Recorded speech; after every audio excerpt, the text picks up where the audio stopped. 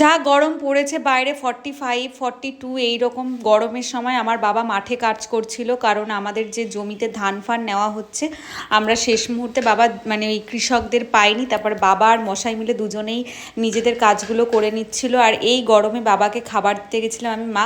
তবে মাঠে রোদ থাকলেও প্রচণ্ড হাওয়া, একটা স্বস্তি ছিল যে হাওয়াটা গায়ে লাগছে, অতটা গরমটা বোঝা যায় না। তবে যারা কাজ করছে তাদের তো কষ্টই লাগে। বাবাকে আমার সানগ্লাসটা খুলে পরিয়ে দিলাম আর বললাম কেমন লাগছে, বাবা বললো ভীষণ ভালো লাগছে, রোদটা ফিল করা যাচ্ছে না চোখে। আরেকটা চশমা হলে মশাইকে দিতাম, কিন্তু আমি তো একটাই সানগ্লাস পরে গেছিলাম। তারপর বিকেলবেলা একটু মহিলাদের গোল মিটিংয়ে জয়েন করে বাড়ি ফিরবো। তারপর গেছিলাম পুচকুটার সাথে দেখা করতে। এই পুচকুটা যে জামাটা পরেছে এটা আমি ওকে মানে কি নতুন কিনে পরিয়ে দিয়েছি। কেমন লাগছে অবশ্যই জানিও, আমার চয়েসটা কেমন হয়েছে, ওর গায়ে কেমন লাগছে। বিকেলবেলা বাড়িতে ফিরতে না ফিরতেই দেখছি কলটা গেছে খারাপ হয়ে, মামা সেটায় কলে আগুন ধরিয়ে কাজ করছিল। মানে আমি ভয় পেয়েছিলাম।